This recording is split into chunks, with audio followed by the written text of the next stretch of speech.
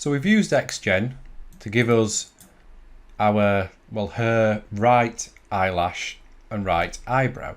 They still need a bit of work and tweaking to do, and as we saw in the previous video, I tried to use a symmetry tool, but it didn't really work on this side, so I'm going to have to go in and tweak those and edit those on their own. But before I do that, what I'm going to do is I'm going to show you how to work on the hair. Now, the problem with the hair for this particular portrait is there's quite a lot of it and there's lots of different sections. As we can see, there is a section at the back of the head. We have these separate elements at the side, and on the top of the head, you know, we've got a right side and a left side, and they all fall differently.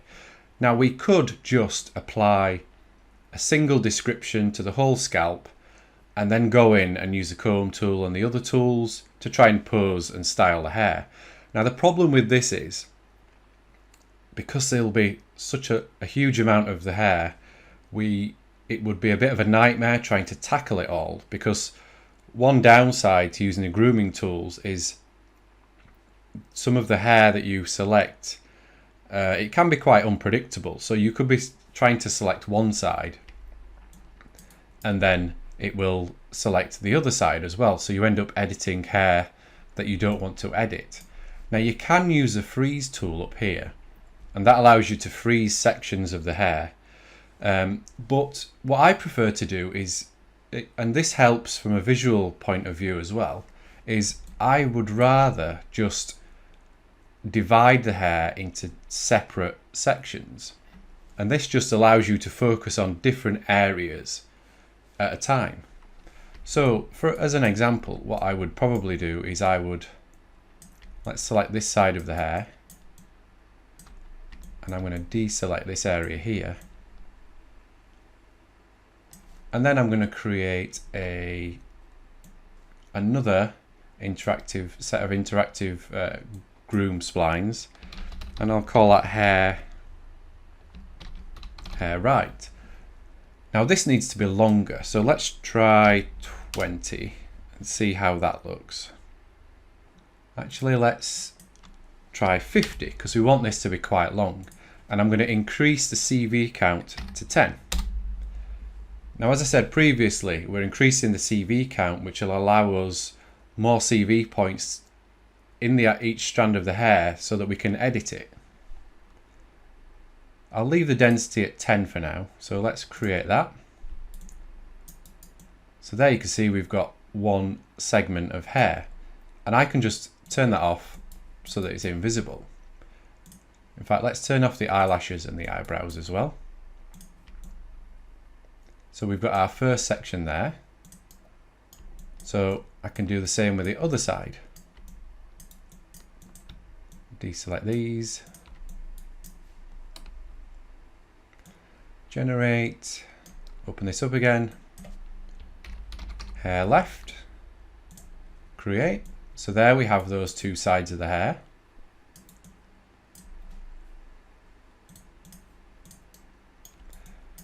Now, I want a section at the side here. I'm not going to do this side because the pose that we're going to be rendering from is focused on this side of the model. So I'm just going to focus on creating the hair here. So let's create another set of groom splines. We'll just call this hair side maybe. Now, this wants to be a bit shorter, but as you've seen, we can easily go in and lengthen it if we need to. So let's set that to maybe 30. Click apply. And that's fine there. We can easily pose and adjust that.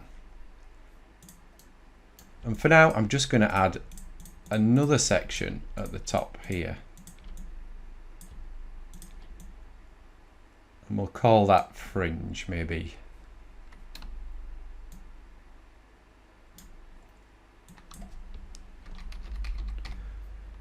And we can use this at the front of the hair just to add a bit more variety, and we can also use it for the sort of the fine hair that you get towards the top of the scalp. Or we could create another one of these, so we have the fringe, but then off the same polygons, we can create a fine hair description, and then we can go in and we can paint that. So I'm going to make this one shorter again. Click apply. So there we've got all these different sections now. It looks a bit weird to start off with. So let's get rid of these. And again, we're just going to use sculpt, the sculpt layer here, the basic one. Make sure that we're on edit. And then I'm just going to use the comb tool. Let's increase, go to the tool settings. Let's increase the strength. As you can see, it is like we're just combing the hair.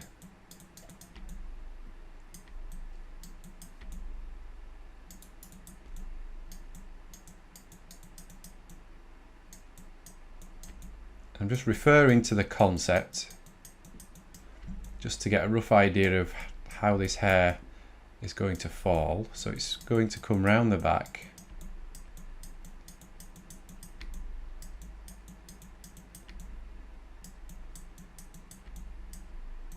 Like so. So it falls round the back.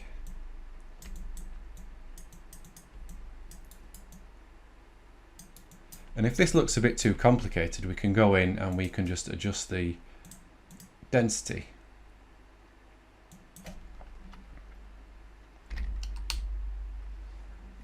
And that will also speed up if it's running a bit slow in your viewport as well. Just decrease the density just so that you can work with it a bit better. So just comb this round like so, around the back.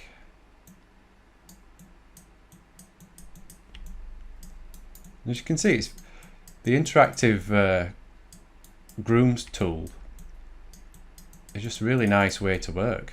It's very intuitive, get some nice results.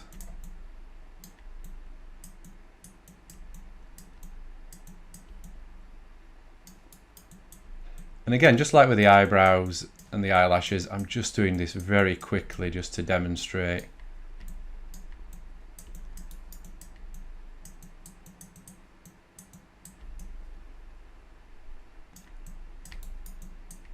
So I can maybe just use a grab tool then, just to pull this up. Just push these side bits in just to round that off.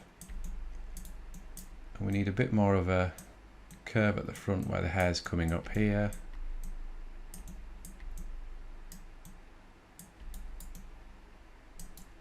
Kind of like that.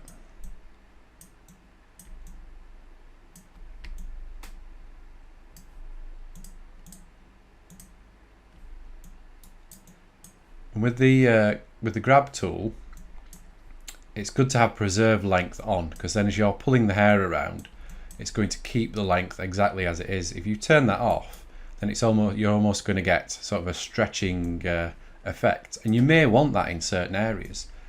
You may want to be able to pull this around but keep the back of the hair the same. And if that was the case, you could then just turn off preserve length.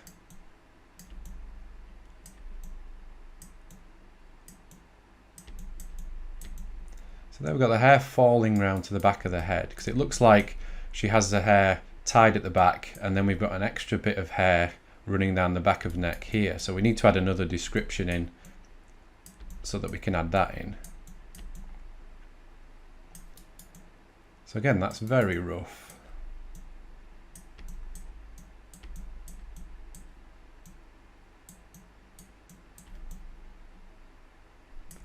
So when we're happy with that, we can then move on to the other side and do the same. Turn on that sculpt layer so that we know that we're working on that. Just going to use the comb tool, and then we can just do the same. Just go in, comb the hair, just pull it all the way back. In fact, I'm going to turn the density down again.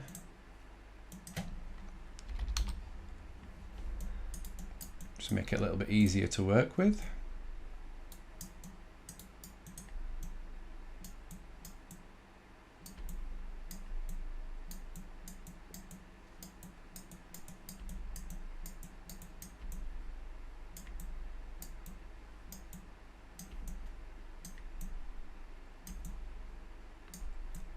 Like that maybe. It's very rough. Then we'll use a grab tool and then we can, let's bring back the other side of the hair just so we can kind of match those up.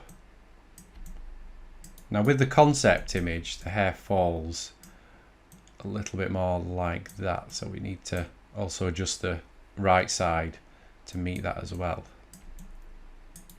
So just looking from all angles just to make sure that all falls correctly. And again, because we're rendering from this point of view, I'm not going to really worry about this side of the head. In fact, what I'm going to do is I'm going to bring back the head just so we can see how it works with that.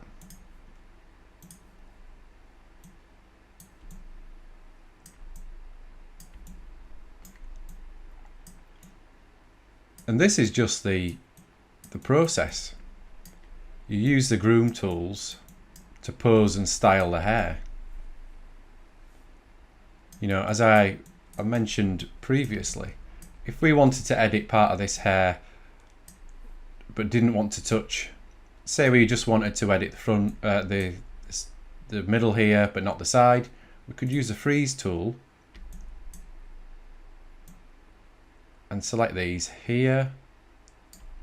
As you can see, they've turned blue. So if we go into our tool settings, you can see we can invert and we can unfreeze. So we could freeze those, then we could use a grab tool and we can move this around, and it's only going to affect these hairs here. So that's just another neat little tool. Unfreeze them all. If the hair is too long, we can go in and we can use the cut tool. And then we can come down to the edges here and just trim those edges. Just like you would with a real hairstyle. You know, if the hair's a little bit too long at the back, we can just cut them like so. Then go back in and use our comb tool and just, then we can style that a little bit better. Tuck it in under here. And if this was a character where you were actually going to see around the back of the head, you'd obviously have a brooch or something, or a hair clip back here where the which is going to hold this hair in place. So let's go back to the other side, because now we've got the head in, we can see this is way too long. Just make the brush bigger. I'm just going to pull these in using the grab tool.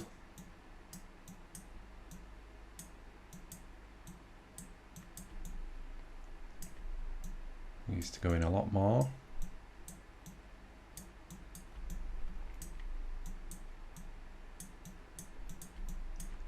Now she's still looking a little bit odd, but again, that's because I'm just rushing through this. She needs a lot more time working on, you know, styling the hair. But now you know the basic process.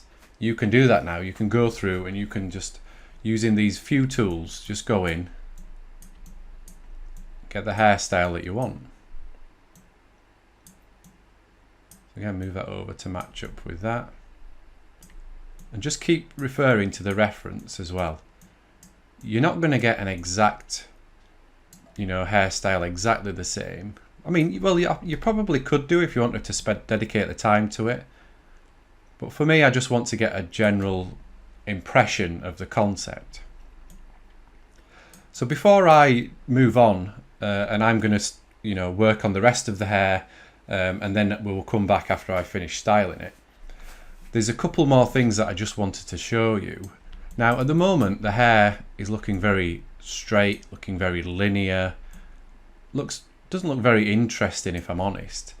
But what you can do is, after you've sculpted the hair, you can use a modifier. So if I click up here, we can see that we've got lots of different things that we can play around with and we can add. Now we could add a clump modifier, and that's just going to mean that the hair will clump together. And we can see there it's already made it a little more interesting. If I turn it off, turn it on, you know, it's just starting to look a little bit more like normal hair. And if we go to the attribute editor, we've got all these attributes that we can play with. We can adjust the amount of clumping, variance, all sorts of things like that. Just like with the other tool, the grab tool, you can preserve the length. So there's lots of things that you can play around with here and adjust. So we'll just disable that for now. And what I also like to add is some noise. Now it's quite subtle at the moment, so we can adjust that as well. If we adjust the magnitude, you see the difference now? We've added some noise to the hair and it just looks a little bit frizzier, maybe a bit too frizzy. So we maybe just want to add a little bit, you know, magnitude of 5 maybe. You know, you can adjust the frequency as well to get a different effect. But those are a couple of modifiers that I like to add in.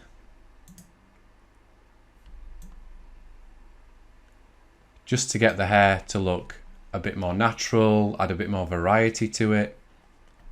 And you can move these around as well. So the clumping could be in there before the sculpting.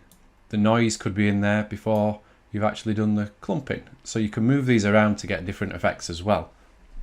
Especially if you end up with lots of different sculpt layers.